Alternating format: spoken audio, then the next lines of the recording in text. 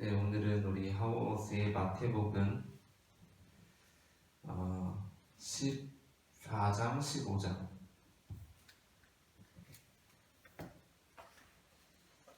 페이지로는 261페이지부터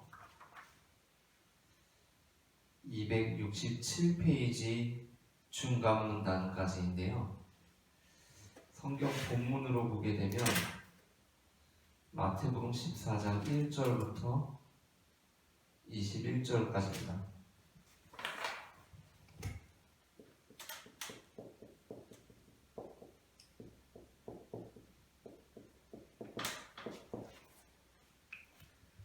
마태복음 14장 1절부터 21절까지. 마태복음 14장 1절부터 21절은 두 가지 내용이 기록되어 있는데요. 첫째는 헤롯의 잔치입니다. 헤롯의 잔치. 이것이 바로 무엇이냐면 세례요한의 죽음이죠.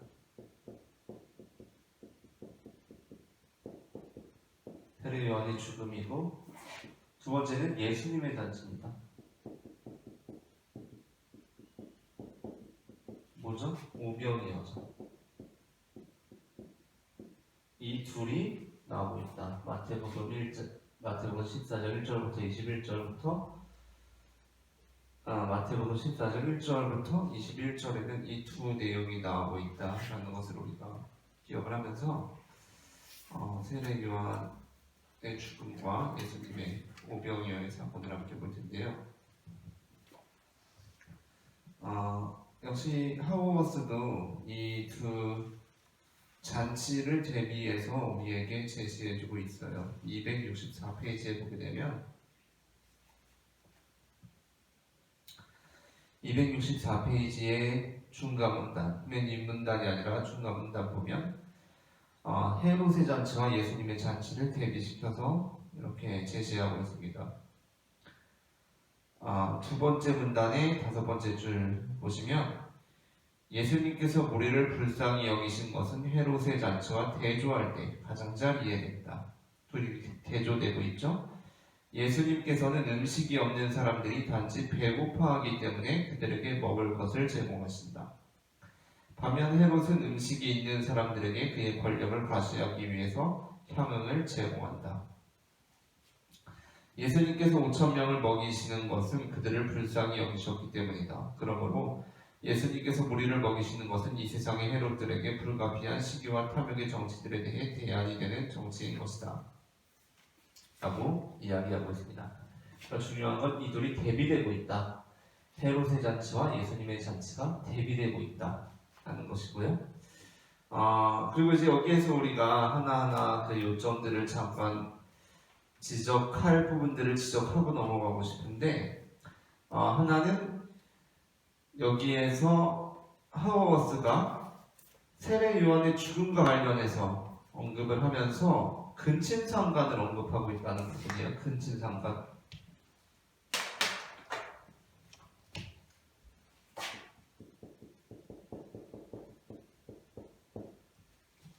자, 여러분, 근친상간은 죄입니까? 죄가 아닙니까? 형이 동생의 아내를 취하는 것 죄입니까? 죄가 아닙니까? 형이 동생의 아내를 취하는 것 죄입니까? 죄가 아닙니까? 죄죠. 그죠? 죄죠. 우리가 생각할 때 죄입니다. 그래서 이렇게 기록하고 있어요. 우리가 262페이지 봅시다. 맨 윗문단을 보시면 헤롯은 요한이 자기의 형제인 빌립의 아내, 헤롯이 형제인 빌립의 아내 곧 헤로디아와 결혼하려는 자신의 계획을 정지했기 때문에 요한을 체포한다. 본문에 나오고 있는 내용이죠. 마태복음에 나오고 있는 내용입니다. 그런데 이제 이렇게 제시하고 있어요. 레위기 18장 6절과 20장 21절에서 형제가 그의 형제의 아내와 결혼하는 것은 금지되는데 이는 그런 경우는 근친상간으로 간주되기 때문이다. 요한은 이스라엘을 회개케 하고 율법을 지키게 하기 위해서 왔다. 라는 겁니다. 자 보세요. 형이 동생의 아내를 취하면 죄입니다. 그죠? 레위기에 의하면 죄예요. 그런데 유념해야 할 것이 있어요. 특수한 상황들이 있습니다.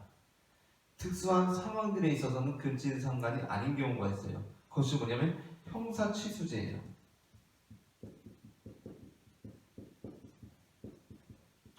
그러니까 여기에는 어떠한 내용이 나와 있냐면 형이 동생의 아들을 취하는 것이 죄지만 형사취수죄에 의하면 형이 자녀 없이 죽거나 주로 이제 형이 죽겠죠. 아무래도 뭐 형이 전쟁을 나가더라도 형이 먼저 나갈 일이 많고 뭐 그러니까 형이 죽었을 때 이제 그 형수를 아내로 취하는 겁니다. 이것은 예수님 당시까지도 어쨌든 합법적인 거였어요. 복음서에도 여러 번 나오는데 예수님 당시에도 뭐 공공연히 이루어졌다 이루어지지 않았다 그러한 의견들이 있지만 어쨌든 이 당시까지는 불법은 아니었다라는 게 복음서의 배경으로 나오고 있어요. 그럼 이건 어떻죠? 이러한 상황에서는 가능하다라는 내용이 나올 수도 있고요. 그러니까 여기에서 이제 근친상간에 주목하고 있지만 그리고 성경 본문을 제시하고 있지만 근친상간이라는 것이 반드시 죄가 되느냐라는 질문을 심지어 던질 수가 있다는 겁니다. 근친상간이 반드시 죄가 되느냐. 그리고 어떠한 근거로 죄가 되느냐. 성경에 그렇게 쓰여 있으니까 라고 할 수 있지만 우리가 근친상간을 반드시 죄로 볼 수 있느냐라는 질문을 던질 수가 있다는 건데 왜 그러냐면 우리가 근친상간, 형사취수죄 하면서 뭐 성적인 면에서 더 나아간다면 뭐 일부 다처 이런 것도 다 나갈 수가 있는 거예요.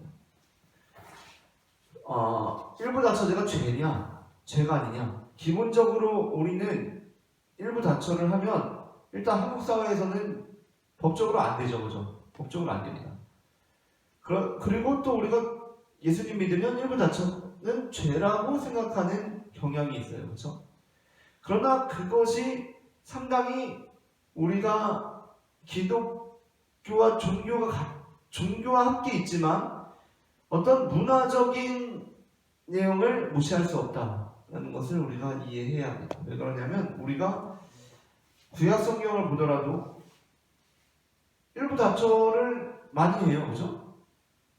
뭐 아브라함도 일부 다처고요. 뭐 심지어 뭐 다윗은 뭐 아니 여럿이 있습니다. 야곱도 그랬고요. 근데 이제 그러한 것들을 그 시기에만 허용되었던 것으로 이해할 수 있다면 그 시기에는 허용됐지만 지금은 안 된다라고 했다면 우리는 그것이 상황에 따라서 얼마든지 변화될 수 있다는 것을 늘 우리의 입장으로 가지고 있어야 된다는 그러한 결론이 날 수 있는 부분이라는 거고요. 그러니까 여기에서 오히려 핵심적인 건 뭐냐면 우리가 근친상간에 주목하기보다도 이렇게 이해해야 합니다. 일부일처라고 하더라도 내가 아내로 삼고 싶은 사람을 막무가내로 아내로 삼는 건 안 되는 거죠, 그죠? 큰일 나는 겁니다. 그거는 절대 안 되죠. 막 스토킹을 하고 내가 납치를 해가지고 내가 그냥 아내로 삼고 싶다고 해서 아내로 삼는 게 아니잖아요, 그죠? 일부 다처도 마찬가지라는 거예요. 일부 다처의 상황 속에서도 물론 문화적인 상황에서 일부 다처를 할 수 있는 상황이 있을 수 있죠, 그렇죠? 문화적인 상황에서 일부 다처를 할 수밖에 없는 상황들이 있을 수 있어요. 그런데 어떤 우리가 기독교 정신으로 보았을 때 어떤 문화 안에서 일부 다처가 이루어지고 있는데 그것이 다른 어떠한 이유에서가 아니라 어떤 단순한 권력을 통하여서 내가 그냥 아내로 삼고 싶은 사람은 무조건 다 그냥 아내로 삼는다. 옛날 막 우리나라 뭐 임금들이 그랬던 것처럼 그런 것은 분명히 개선되어야 하는 어떤 제도겠죠, 그렇죠? 그러나 어떠한 상황에 따라서 일부 다처가 이루어질 수밖에 없는 상황들이 있을 거 아니에요. 그렇죠? 예를 들어서 남자의 수가 현격히 적다. 어떤 사회 문화 안에서 그러한 상황이 되어버렸다. 뭐 전쟁이 나든지 해가지고 남자의 수가 현격히 적어졌다. 여자만 많다. 그러면 일단 남자는 그게 가능하잖아요. 그죠? 그러니까 일부 다처, 그러한 상황 속에서의 어떤 일부 다처, 그래서 이 사람이 어떤 권력으로 무조건 이제 자신들의 의사와는 상관없이 혼자서 모든 여자들을 막 독차지하는 그러한 상황이 아니라 그러한 문화적인 제도 안에서, 그러면 이제 여성들 같은 경우도 뭐 자기가 막 납치돼서 막 그런 게 아니라 그러한 상황들 속에서의 일부 다처, 그러니까 어떠한 이야기를 하고 싶은 거냐면 반드시 어떤 율법적인 제도가 있어서 그것이 어떠한 진리로 수호되는 것이 아니라 여기에서 이제 세례 요한이 헤롯을 비판했다라고 할 수 있는 부분은 바로 그러한 부분으로 보아야 하지 않을까라는 말씀을 드리고 싶은 것이고, 그러한 내용이 여기 담길 수 있겠고요.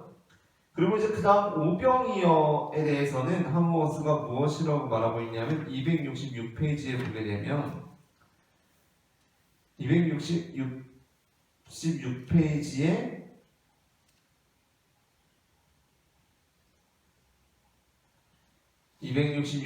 중간쯤을 보시면 중간 문단입니다.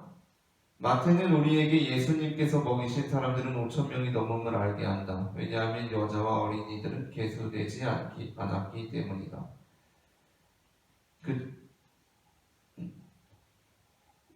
하지만 예수님의 몸과 피로 구성된 새로운 이스라엘에서는 그렇지 않다. 예수님께서는 먹이신 사람들을 세지 않으신다. 그분께서는 훨씬 더 중요한 일을 하신다. 그분께서는 그들을 먹이신다. 여가면서 이어져서 예수님께서는 5,000명이 넘는 사람들을 5개의 빵과 물고기 2마리의 물고기로 기적적으로 먹이신다. 심지어 훨씬 더 기적적인 차원에서 그분께서는 자신의 몸과 피로 우리에게 생명을 주심으로써 교회를 먹이기를 계속하신다 라고 하면서 오병이어가 무엇과 이어지고 있냐면 성찬과 이어지고 있습니다. 성찬. 사실 오병이어의 사건은 굉장히 중요한데 왜 오병이어의 사건은 중요하냐면 사복음서에 다 나오기 때문에 그래요. 사복음서에 다 나오는 내용이 생각보다 많이 없거든요. 마태, 마가, 누가, 요한에 예수님의 행적으로서 다 나오는 게 생각보다 많지 않습니다. 그런데 사복음서에 다 나오는 어떠한 예수님의 이적 사건으로서 오병이어가 나오고 있어요. 오병이어. 그래서 오병이어의 사건은 굉장히 중요하고 하우머스는 특별히 오병이어를 성찬과 연결짓고 있다라는 것. 오병이어가 성찬과 연결될 가능성은 굉장히 높습니다. 오병이어가 성찬과 연결될 가능성은 굉장히 높은데 오병이어에는 여러 가지 이제 의미들이 담겨 있어요. 사실 오병이어에는 왜냐하면 오병이어를 베푸시고 나서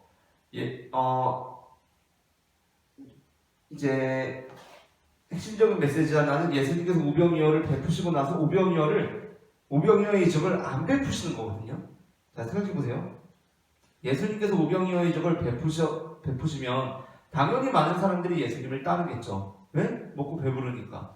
그런데 그러한 상황 속에서 예수님께서는 오병이어를 베풀지 않으십니다. 그게 대표적으로 나오는 게 뭐냐면 요한복음이에요. 요한복음에서는 명시적으로 그것이 하나의 스토리를 구성하고 있어요. 예수님께서 오병이어를 베푸시고 다른 사람들이 다시 오병이어의 이적을 베풀어달라고 하니까 예수님께서 오병이어의 이적을 베푸시지 않는 것. 그것이 이제 요한복음에는 핵심적인 메시지로 이제 들어가 있고 다른 복음서들도 마찬가지입니다. 그런데 마가복음과 마태복음 같은 경우는 이렇게 우리가 질문할 수 있어요. 예수님께서 오병이어의 이적을 베푸시고 다시는 안 베푸시는 것이 복음서들이 일관된 진술인데 마가복음과 마태복음에는 오병이어에 이어서 칠병이어가 나옵니다. 칠병이어가 나와요. 그게 이제 오늘 우리가 다루는 본문은 아니지만 이 이후에 이제 나오게 되는 거예요. 칠병이어가 한참 떨어진 것도 아니고 근데 조금 떨어져 있어요. 조금 떨어져서 이제 나오게 되는데, 그러면 예수님께서 오병이어를 베푸시고 또 칠병이어를 베푸신 거 아닌가라고 우리가 이렇게 이해를 할 수가 있습니다. 그렇죠? 아니 오병이어 베푸시고 또 칠병이어 베푸셨는데 왜 자꾸 오병이어를 베푸시고 다시는 그것을 안 베푸셨다고 하지? 라고 그렇게 질문을 할 수가 있어요. 그러나 이 오병이어의 사건과 칠병이어의 사건이 그러니까 이 사건이 두 번에 걸쳐서 반복적으로 일어났다고 볼 수 있는데, 이것은 반복적이라는 것보다도 이 하나의 사건을 입체적으로 기술해 놨다라고 하는 게 더 오히려 맞는 것 같아요. 이게 이제 좀 난해한 부분입니다. 여기가 좀 이제 난해한 부분이에요. 왜냐하면 자, 우리가 예수님께서 오병이어의 이적을 베푸셨다라는 것을 기적으로 이해하지 않는 입장이 있어요. 오병이어의 기적 예수님께서 베푸신 거잖아요. 그렇죠? 오병이어의 기적 예수님께서 베푸셨는데 이것을 기적으로 이해하지 않는 쪽이 있어요. 기적이 아니다. 아니 예수님께서 오병이어의 이적을 베푸셨는데 왜 그게 기적이 아니라고 하냐라고 할 때 이제 자유주의적이고 자유주의 쪽에서 합리적으로 이해하잖아요. 합리주의적으로 이 이적을 이렇게 이해합니다. 어떻게 이해하냐면 예수님께서 많은 무리들을 먹이실 때 이제 물고기 2마리하고 보리떡 5개 받으셨어요. 그래서 예수님께서 이걸 나눠줘라라고 하셨어요. 그래서 제자들이 나눠줬어요. 그러자 사람들이 이렇게 자기들 먹기도 부족했을 텐데 우리에게 나눠주다니라고 하면서 사람들이 다 자기가 숨기고 있던 도시락을 꺼내서 나눠 먹었다라는 게 이제 자유주의적이고 합리주의적인, 특별히 요한복음에 보면 어린아이가 이걸 내놓거든요. 그거에 따라서 나누어 먹었다라는 이러한 설명이 있어요. 이러한 설명.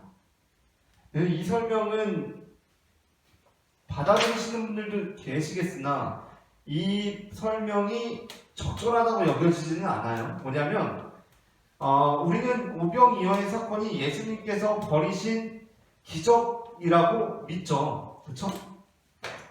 이렇게 이해할 것 같으면 한도 끝도 없잖아요. 그렇죠? 예수님께서 분명히 오병이어의 사건을 어떠한 방식으로든 일으켜 주셨단 말이에요. 기적과 같은 사건이 벌어졌어요. 그런데 그 사건이 이때 오병이어를 하시고 이때 칠병이어를 하시고 반복적으로 행하신 것이 아니라 특별히 마가복음과 마태복음은 이 하나의 사건을 입체적으로 기술해 놓았다라고 보는 거예요. 아니 하나의 사건이 어떠한 역사적인 사실인데 그게 어떻게 입체적으로 기록될 수 있습니까? 분명히 칠병과 오병은 다르지 않습니까? 라고 이야기를 할 수도 있겠죠. 그렇죠? 아니 예수님께서 보리떡 5개로 먹이신 거하고 보리떡 7개로 먹이신 거하고 어떻게 같습니까? 라고 이야기를 할 수도 있을 거예요. 그러나 중요한 것은 이것이 예수님께서 오병이어의 사건을 벌이신 것이 역사적인 사실이 아니라는 것이 아니라 이 역사적인 사실은 이게 중요하다는 거잖아요. 이거 그렇죠? 이게 중요하다는 거예요. 이게 중요하다는 거잖아요. 이게 그렇죠?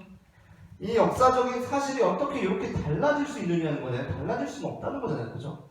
근데 이 역사적인 사실이 중요하다는 것이 아니라 역사적인 사실보다 더 중요하게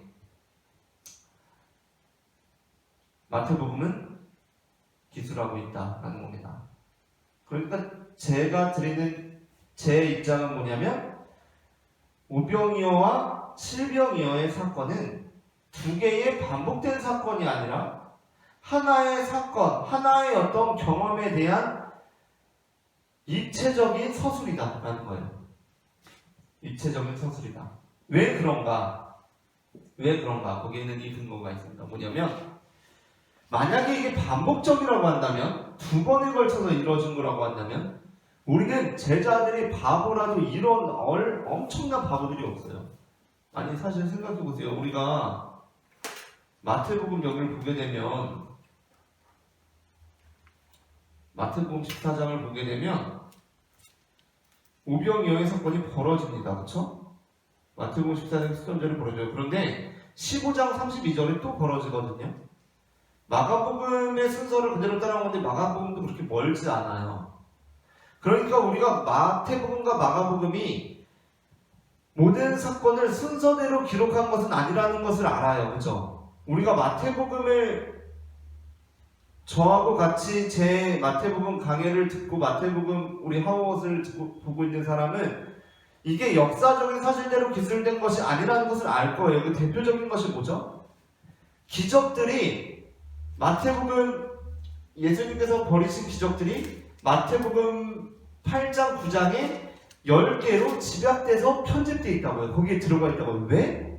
그게 역사적인 사실이 아니라는 것이 아니라 그 역사적인 사실을 이렇게 편집해서 구성한 이유는 예수님께서 새로운 모세로 이 땅에 오셨고 예수님께서 행하시는 이적이란 무엇이냐면 적들을 소멸하고 막 장자 죽이고 이런 출애굽 때 나왔던 10가지 재앙이 아니라 이제 새롭게 이루시는 10가지 재앙, 죽은 사람을 살리시고 병든 자를 고치시는 그러한 10가지 재앙이란 10가지 이제 이적이라는 거거든요. 그렇게 편집을 한 거예요. 그런데 오늘 보니까 예수님께서 오병이어의 이적을 베푸셨는데 칠병이어의 이적을 베푸실 때 어떻게 해요? 제자들이 여러분 상식적으로 생각해 봅시다. 예수님께서 오병이어의 이적을 이전에 베푸셨어요. 이전에 베푸셨습니다. 그런데 또 비슷한 상황이에요. 보면 거의 상황이 비슷합니다. 거의 막 꿈에서 본 것 같은 그 정도로 막 비슷해요. 그러면 제자들이 당연히 기대를 해야 될 거 아니에요. 아니 예수님께서 이전에 하셨으니까 이번에도 그렇게 하시리라는 어떤 기대가 있어야 되는 거 아니에요? 기대가 없더라도 적어도 그런 낌새가 있어야 되는 거 아니에요? 그런데 전혀 없어요. 전혀. 사실 오병이어와 칠병이어가 거의 비슷합니다. 거의 비슷해요. 왜 그럴까요? 반복적이지 않기 때문이에요. 반복적이라면 말이 안 되죠. 반복적이라면. 아니 예수님께서 이전에 오병이어로 그렇게 막 5,000명을 먹이셨는데 예수님께서 이제 7병이어로 4,000명이 넘는 사람들을 먹이시리라는 것을 당연히 기대해야 돼. 반복적이면 당연히 기대를 해야 돼요. 그런데 그렇게 기술된 것이 아니라 입체적으로 기술되었기 때문에 어떤 하나의 사건, 어떤 하나의 체험이 입체적인 방식으로 기술되었기 때문에 이러한 구조로 기록이 된 것이다 라는 겁니다. 그렇다면 오병이어와 칠병이어가 무슨 차이가 있냐? 일단 숫자가 다릅니다. 숫자, 그죠? 숫자가 달라요. 여기는 5,000명이고요. 여기는 4,000명이에요. 그래서 이제 이거는 그냥 우리가 이해를 하면 되는 건데 숫자와 관련된 상징들이 있어요. 상징. 숫자와 관련된 상징들이 있습니다. 우리나라만 생각해도 뭐냐면 7하면 행운의 숫자라고 지금 뭐 거의 어쨌든 전 세계적으로 7이 럭키의 숫자잖아요. 그리고 우리나라 같은 경우는 어때요? 우리나라 같은 경우는 예를 들어서 어디 가려고 버스를 탔는데 625번 버스예요. 버스 번호가 625번이에요. 그러면 우리는 어떻게 써요? 625번. 뭔가 좀 버스가 별론데? 라는 생각이 들겠죠. 왜?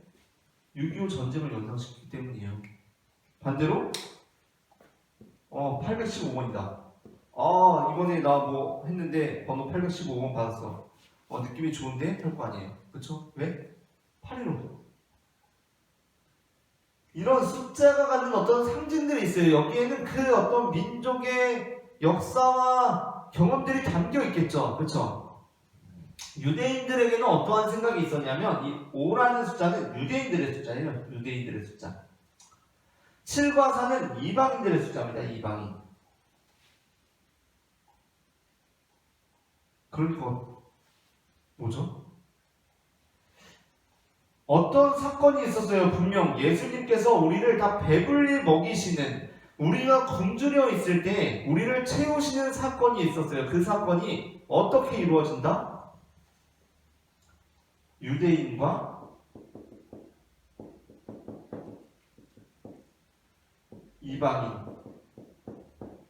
이방인에게 모두 이루어진다라는 메시지라는 거예요. 이 오병이어와 칠병이어의 사건이. 이걸 반복적으로 이해해서는 답이 없어요. 이 두 본문을 입체적으로 이해해야 하고 어떠한 사건과 체험이 어떠한 메시지를 가지고 두 가지 방식으로 기술되었다. 이 두 가지 방식은 무엇을 의미한다? 바로 예수님께서 유대인과 이방인의 구주가 되신다라는 것을 의미한다는 겁니다. 이렇게 이제 예수님께서 여기 이제 세례 요한의 죽음과 오병이어의 사건을 우리가 다루어 보았고요. 여기서 이제 하나만 더 이제 하고 싶은 게 있는데,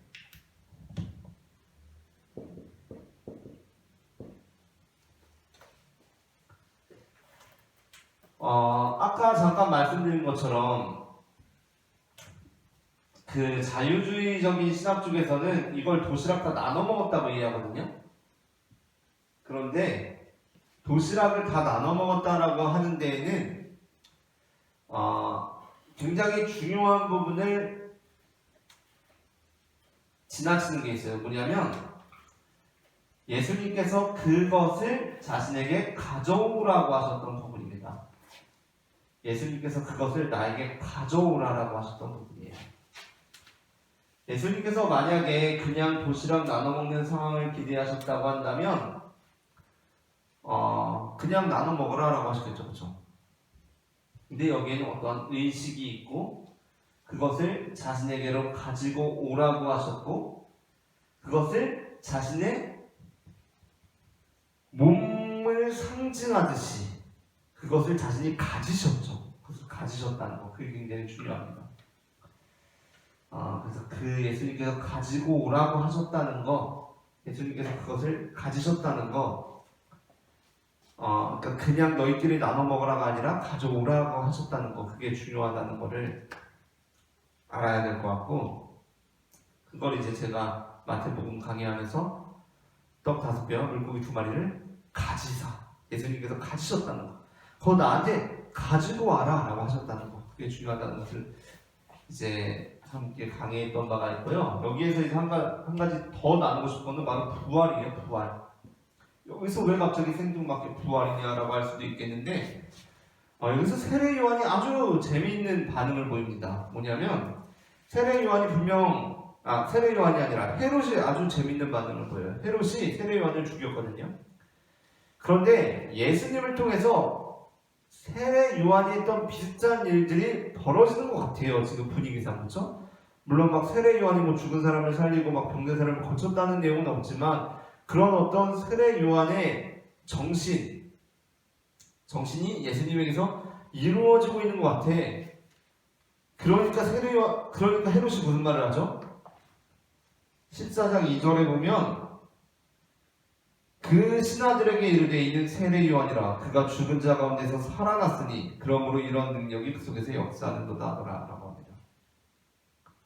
자, 그래서 이 진술이 굉장히 중요해요.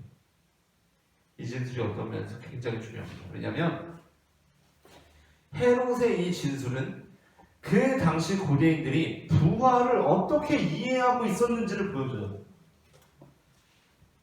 자, 헤롯의 이 진술은 그 당시 사람들이 부활을 어떻게 이해하고 있었는지를 보여줍니다. 자, 일단 세례 요한과 예수님은 동시대 사람입니다. 그렇죠? 세례 요한이 죽고 예수님이 태어난 게 아니에요. 세례 요한이 죽고 예수님이 태어난 게 아니에요. 세례 요한과 예수님은 동시대 인물이고 세례 요한이 죽었어요. 그리고 예수님께서 뭔가 일을 하시는데 헤롯이 볼 때는 뭔가 세례 요한을 통해서 이루어지는 일들이 지속되는 것 같아요.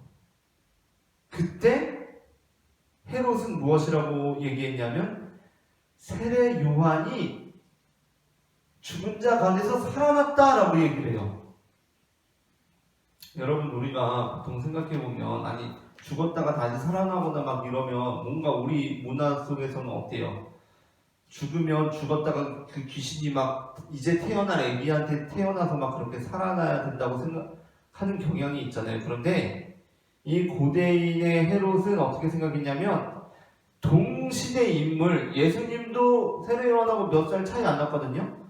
근데 세례 요한이 죽고 예수님을 통해서 그 일이 지속되는 것 같으니까 세례 요한이 이렇게 생각했다고요. 세례 요한이 부활했구나 라고요. 세례 요한이 다시 살았구나 라고 합니다. 자, 이 부분이 부활을 이해하는데 굉장히 중요한 부분이에요. 자, 예수님께서 십자가에 달려 죽으셨어요.